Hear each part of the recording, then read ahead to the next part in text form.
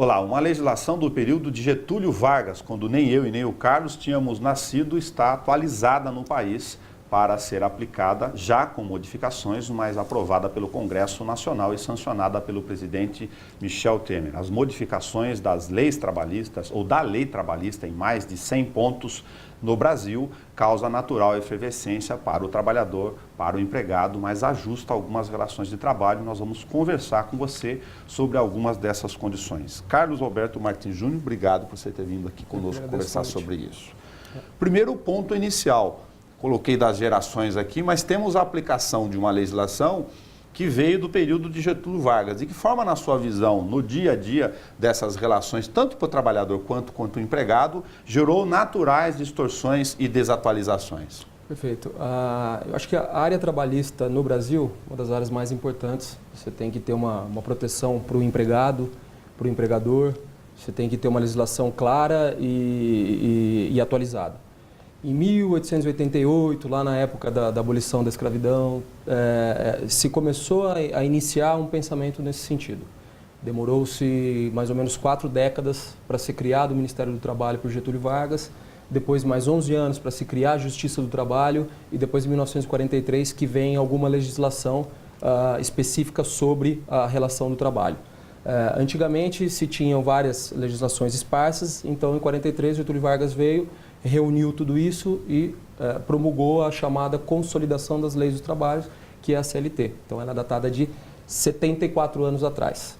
O país mudou, isso é fato. Então antigamente se tinha uma sociedade mais agrária, um empregado muito mais hipossuficiente do que é hoje, que não tinha a exata noção do que se tem de direito, a parte sindical era muito mais enfraquecida do que se tem hoje. Então, o contexto daquela época, ele ensejou a promulgação de uma lei muito mais protecionista do que se precisa agora. Tá? Não estou dizendo, obviamente, que o trabalhador não tem que ser protegido, mas se tinham alguns pontos que deveriam ser atualizados.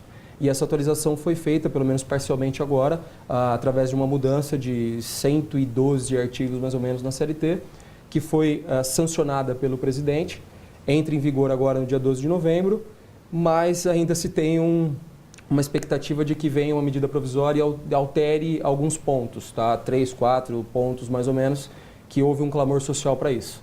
Uma jogada que me pareceu muito de tentativa política de dar o ok de uma legislação vinda da Câmara para não alterar em nada, aprovar e sancionar da maneira completa. Ele agora está trabalhando, e me parece até que o texto já está pronto, numa medida provisória que altera 3 ou 4 pontos dessa reforma antes dela entrar em vigor em novembro. Em função dessa desatualização que a gente está comentando e da função protecionista inicial no tempo, até pela desigualdade de relações muito mais patente no período em que ela foi criada, a chamada CLT, é correto a gente raciocinar hoje que a desatualização demorou a tal ponto que a Justiça do Trabalho começou a legislar, que não é juízo de valor, mas é de descrição e de apontamento, através de dezenas, centenas de súmulas, por causa dessa demora? Sim, com certeza. Inclusive porque algumas situações sequer estavam estabelecidas na CLT. Então, por exemplo, o poder público começou a optar pelo teletrabalho, o home office. Então, por conta de uma redução de custos, ele deixava o servidor trabalhar em casa, fornecia a ele um computador e o sistema interno e o servidor poderia trabalhar lá. Qual lei que estabelecia os ditames dessa relação? Não existia.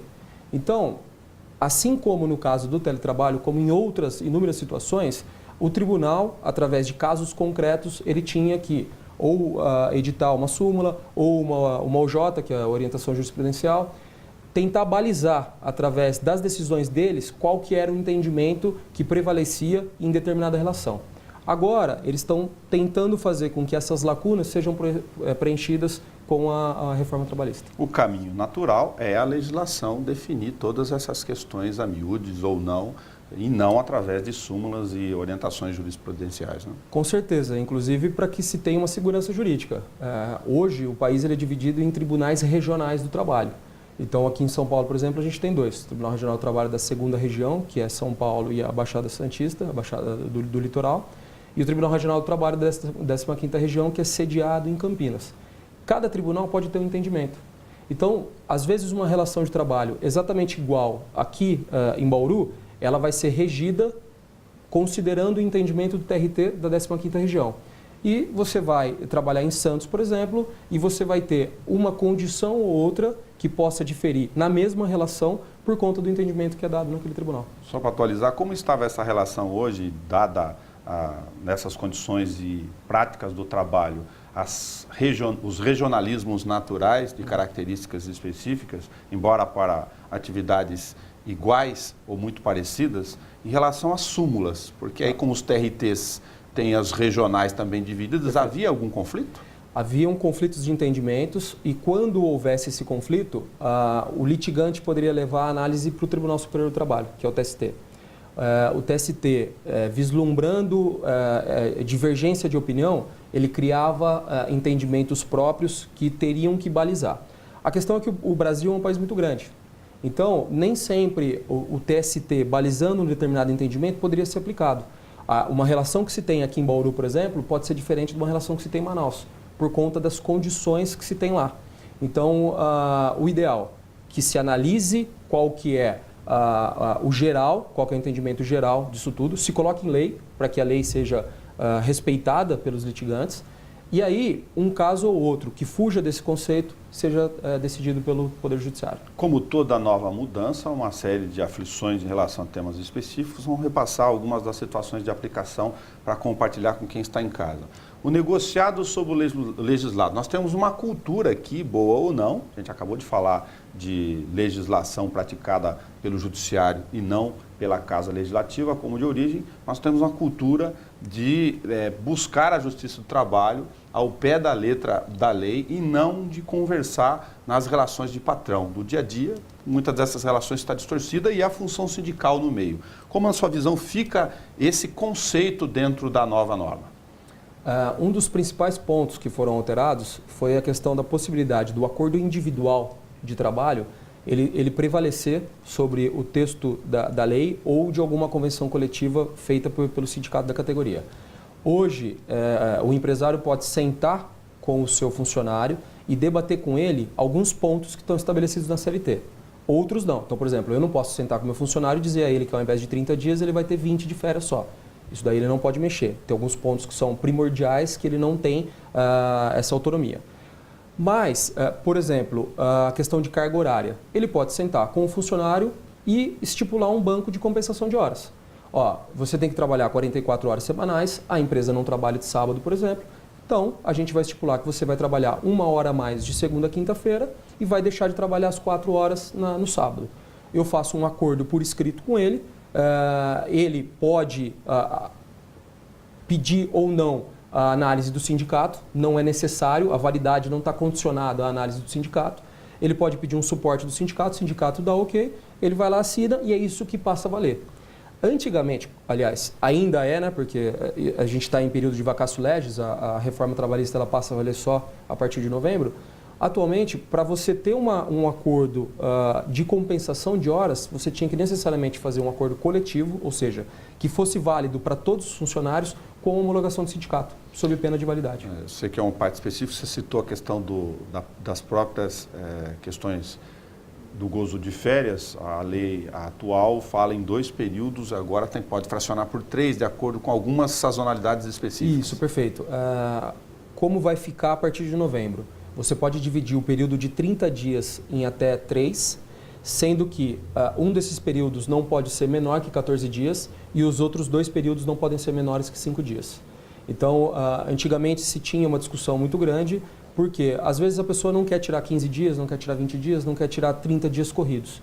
Ela quer aproveitar as férias escolares em um eventual feriado ou outro. Não se podia. Ou às vezes se podia através de um acordo que depois poderia ser discutido judicialmente. Uma informação importante, então, desse comentário seu do nosso tema negociado versus legislado. Não é tudo que pode ser negociado ao arrepio da lei. Exatamente.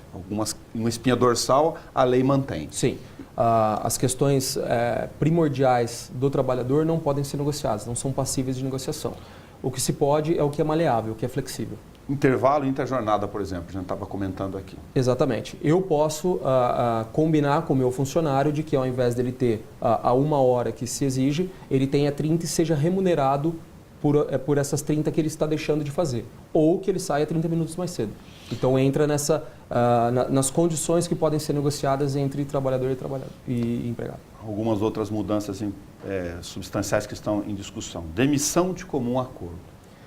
No Brasil, em todas as áreas que a gente tinha, era muito comum o funcionário vir e pedir ao patrão que fosse dispensado para que pudesse receber a multa dos 40% do fundo de garantia e sacar o fundo de garantia, receber o seguro-desemprego e tudo mais. O que eu acho interessante nessa reforma trabalhista? A reforma trabalhista ela veio para suprir algumas lacunas do que acontecia informalmente. É esse o caso. Então, esse caso entra explicitamente nessa questão. Essa situação é de conhecimento público notório. O Poder Judiciário tem conhecimento disso. Os empresários têm conhecimento disso, o trabalhador também. Então, hoje, o trabalhador pode chegar para o seu patrão e dizer, eu não tenho mais interesse em trabalhar aqui e estou percebendo que você talvez também não tenha. Vamos fazer uma demissão em comum acordo? Podemos fazer. Como vai acontecer isso? A multa dos 40% do fundo de garantia que o patrão teria que pagar para o empregado, ele vai pagar só metade. O aviso prévio, da mesma forma. Então, o aviso prévio indenizado, que seria dos 30 dias, ele vai pagar 50% disso. O empregado ele vai poder sacar 80% do fundo de garantia. E, logicamente, como houve um consenso na demissão, ele não recebe o seguro-desemprego. Mas se passa a ter a formalização de uma situação que acontecia rotineiramente. Que já era rotina, mas não tinha previsão legal. Exatamente, perfeito. Há um receio sobre alguns dispositivos maiores ou menores. A questão da quitação anual, por exemplo, de que na relação do dia a dia, a ideia da desigualdade da relação patrão-empregado, que fica um passivo para trás que vai ser eliminado. Exatamente. Hoje, infelizmente, a gente não tem uma segurança de que, mesmo pagando da forma como deve pagar, conforme está na CLT, conforme está numa convenção coletiva da categoria e tudo mais, você tem a certeza de que você não tem nenhum passivo para trás. Essa reforma trabalhista ela trouxe a possibilidade de, ao final de cada exercício social, a empresa ir até o sindicato, mostrar o relatório de pagamento e solicitar um termo de quitação anual.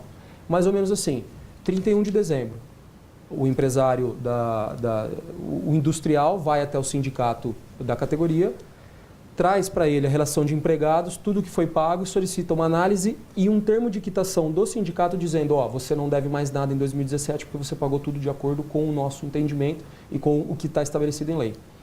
Pode ser que haja algum ponto ou outro discutível futuramente, mas isso indubitavelmente dá ao empresário uma segurança muito maior. Trabalho avulso é outra situação que praxe, acontece em muitas relações de trabalho, mas também estavam na visão, enfim, inclusive das duas partes, desamparada do ponto de vista legal. Exatamente. Vai mais ou menos no sentido da minha resposta anterior. Existem algumas situações informais que passam a ser formalizadas. Várias e várias atividades comerciais necessitam de trabalhadores que trabalhem esporadicamente. Trabalhem 3 dias numa determinada semana, pula uma, trabalha 4 dias na outra, não precisa ter exclusividade. E como que eles são remunerados hoje? Através do dia. Não são registrados, não têm direito a férias, fundo de garantia, INSS, nem nada. De trabalho por demanda. Exatamente, perfeito. Hoje, a gente tem a perspectiva de que, se não houver qualquer mudança nessa medida provisória que eu mencionei, que a reforma trabalhista ela passe a formalizar o trabalho intermitente. Então, você pode fazer um contrato de trabalho por escrito com o seu funcionário. Você pode avisá-lo até 3 dias antes do início do período em que você quer que ele trabalhe. E se porventura ele não for, sem avisar, você pode multá-lo em 50%. Essa questão da multa me parece que vai ser objeto de transformação na medida provisória. Eles não querem deixar essa multa, mas por hora está sendo aprovado desse jeito. Então, vamos supor, eu tenho um estabelecimento comercial que ele tem uma certa sazonalidade dentro do mês. Então, em uma determinada semana, eu vou precisar de 2 ou 3 pessoas que trabalhem para mim ali. Eu posso fazer um contrato de trabalho intermitente por escrito com eles. estipular a eles que até 3 dias antes, 72 horas antes, eu vou avisá-los de que eu vou precisar do trabalho deles. E ao término desse trabalho, eu os remunero sempre balizado no que ganha o trabalhador, o funcionário mensal. Então eu não posso pagar menos, eu tenho que fazer o cálculo de hora. E eu já pago para ele, depois do trabalho dele, o proporcional de 13º e das férias dele. Aliás, a gente está falando de medida provisória aqui, me veio a ideia de comentar ainda aparentemente fora do eixo, de que a exemplo dessa distorção, como tudo que não se atualizou no país, e tem outras legislações aqui que dariam um bom debate, que fizeram com que um poder tivesse que atuar na função do outro, o executivo também usa dessa ferramenta, tanto que editou, está falando do período de aplicação da lei só em novembro, que ela acaba de ser aprovada, mas já tem medida provisória, que é um instrumento que deveria ser excepcional. Exatamente. Como eu comentei no começo, é o que me parece uma jogada política aí de se aprovar uma legislação sem qualquer tipo de veto vinda da Câmara e vinda do Senado. Não sei, é o que se tem comentado aí.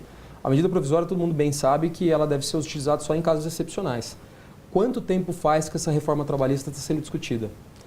Quanto tempo as pessoas que foram envolvidas posicionaram a favor ou contra de determinados pontos? O período de vacatio legis é exatamente para que todo cidadão que vai ser que tem que respeitar essa lei, ele tome conhecimento dos exatos termos dela. Agora, se tem uma aprovação e se tem uma conversa de que vai haver uma medida provisória, de que essa aprovação não vai ser bem daquele jeito, é a insegurança jurídica que eu comentei no começo. Que retorna sobre outro caminho. Exatamente.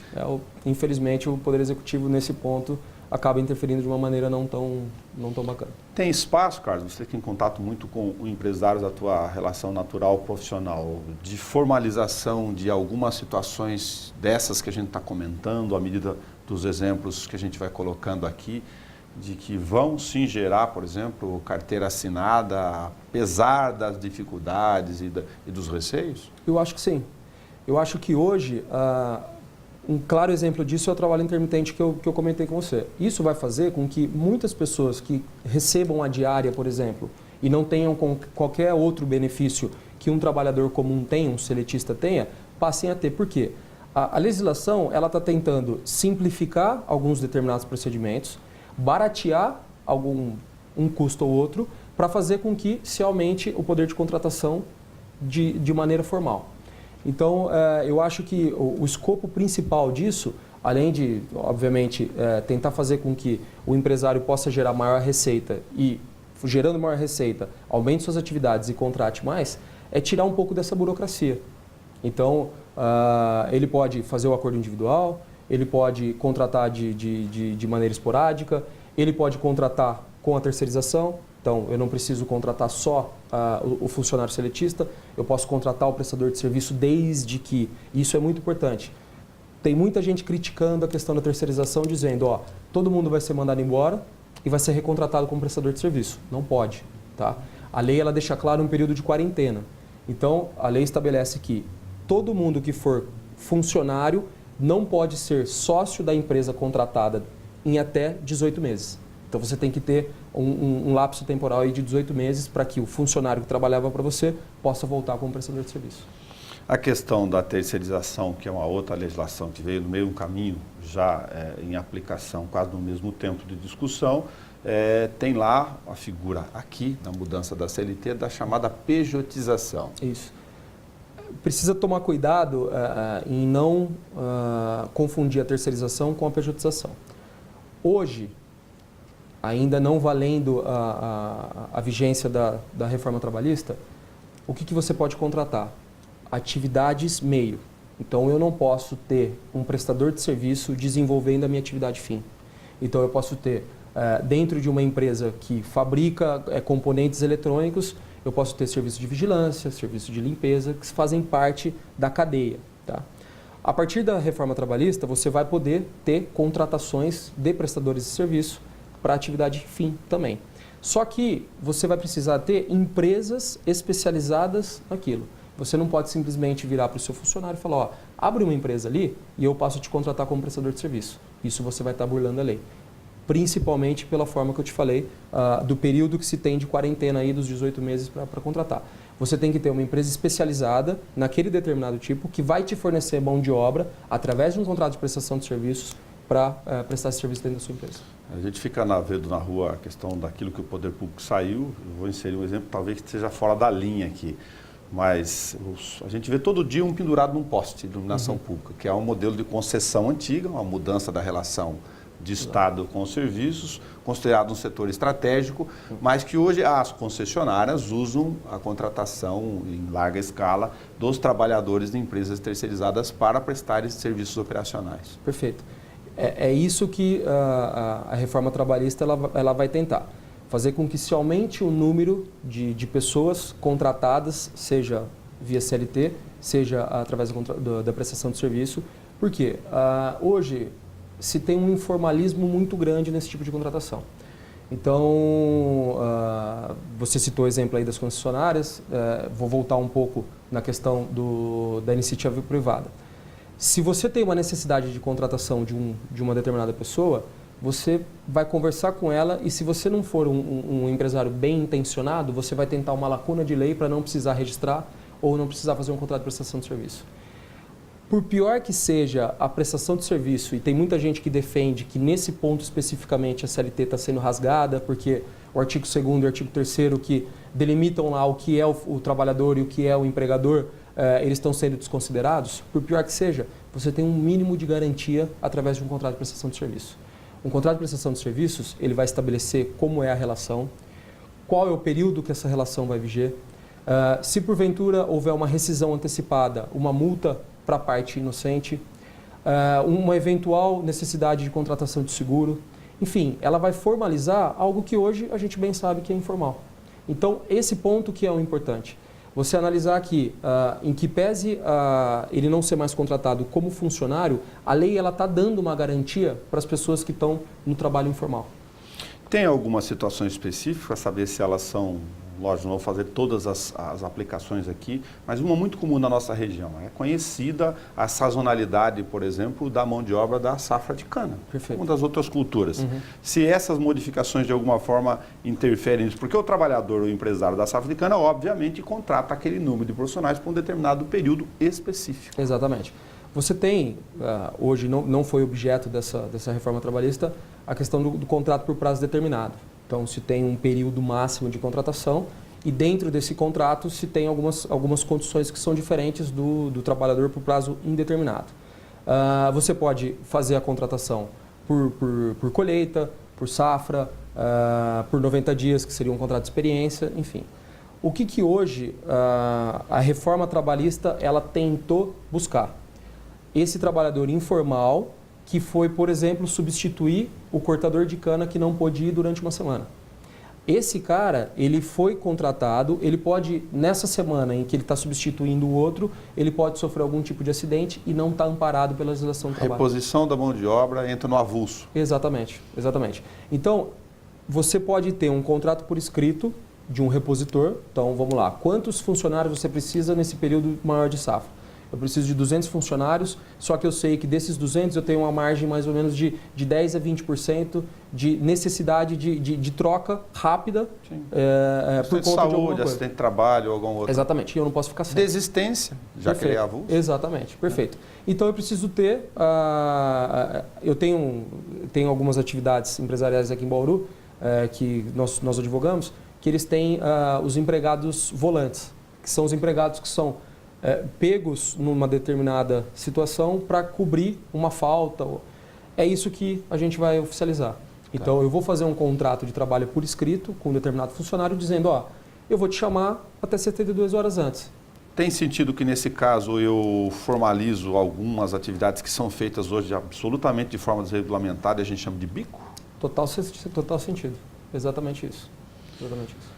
A sensação que você está tendo do empresário, agora olhando o outro lado para a gente fazer os dois exercícios aqui, já fizemos o primeiro, aliás o vídeo está na página da TV Câmara Bauru, só digitar lá no YouTube em vídeos. É de que o empresário está enxergando melhores formas de ajustar essas dificuldades que ele tinha? Eu acho que sim. Eu acho que, como a gente mencionou, em 73 anos de mudança do cenário onde a lei se aplica, não vai se poder mudar tudo e se aperfeiçoar tudo numa simples reforma de lei.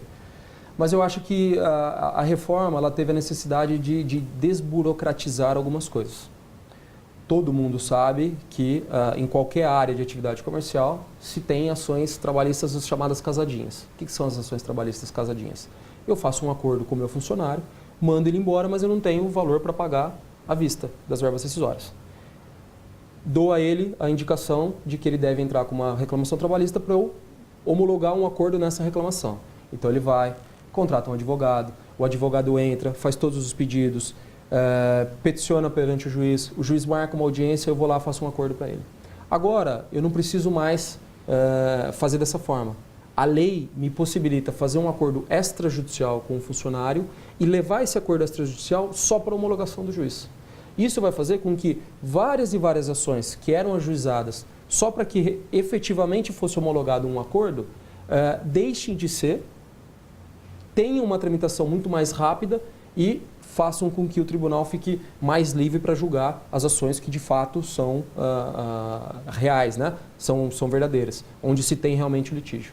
Uma questão da operação do direito aí. Tem sentido? Eu ouvi, por exemplo, de alguns segmentos, de que com essas transformações todas, a Justiça do Trabalho, essa instância do Poder Judiciário do Brasil, fica reduzida no tempo em seu papel e que estaria embutido nisso uma tentativa do governo também, é uma medida à parte, mas enfim, de reduzir essa máquina estrutural chamada Justiça do Trabalho. A Justiça do Trabalho hoje é a justiça mais importante que se tem no Brasil. Por quê? O número de conflitos entre trabalhador e empregador é muito grande. Então você tem que ter uma estrutura grande, você tem que ter uma legislação mais moderna, um tempo de tramitação do processo muito menor. Hoje, às vezes, você tem 3, 4, 5 anos em que uma reclamação trabalhista é ajuizada e é julgada no final. Às vezes, o trabalhador precisa daquela verba rescisória que não foi paga para poder sobreviver. E até julgar, a gente tem um tempo muito grande que o prejudica. Essas mudanças, elas fazem com que se possa ver um número menor de demandas judiciais. Por quê? Por conta da força que se tem a negociação entre o empregado e o empregador. Seja durante a relação do trabalho, seja depois do término da relação através de um acordo extrajudicial. E o que é mais importante? Se você entra hoje a juízo uma ação, o reclamante ele é dispensado e a gente sabe que tem alguns casos que ele começa a entrar com várias ações porque vê disso uma possibilidade de ganho, ainda que indevido. Essa reforma trabalhista ela traz a necessidade do juiz condenar o trabalhador, o reclamante, desde que ele perca a ação, a pagar os honorários comerciais da parte contrária, mesmo que tenha o benefício da assistência judiciária gratuita. O juiz ele vai poder analisar se o reclamante ele tem outras ações trabalhistas, se nessas outras ações trabalhistas ele tem crédito para receber e vai poder determinar que esse crédito seja utilizado para pagar os honorários da ação que ele perdeu. Tá? Da mesma forma, as custas. Então, de 2% a 5% mais ou menos, ainda não ficou estabelecido, salvo engano de 2% a 5%, o reclamante ele vai ter que pagar para poder ajuizar, salvo se comprovar que não tem condições financeiras para isso. Carlos, muito obrigado por você ter dedicado seu tempo aqui conosco. Eu sempre repito isso, porque é essa a questão mesmo da missão pública de discutir um assunto que interessa a todos os brasileiros. Exatamente. Eu que agradeço pelo convite. Eu acho que essa reforma é muito importante ser discutida. Cada um tem seu ponto de vista. Alguns acham que houve uma reforma em benefício só dos empresários e houve a supressão de alguns direitos dos trabalhadores. Eu acho que nada melhor do que o debate para se chegar em alguns consensos. Então, se há necessidade de se alterar novamente porque a reforma não foi boa para o trabalhador, não tem problema. Vamos discutir, vamos debater, vamos chegar num ponto que seja o melhor para ambos. Então, hoje, a relação de trabalho é o que move o país. E ela precisa ter uma legislação à altura dela, à altura da importância dela. Muito obrigado para você que nos acompanha pela Rádio TV Câmara. Você ouve sempre os lados no plural, porque o jornalismo tem que ser plural. Até o nosso próximo encontro.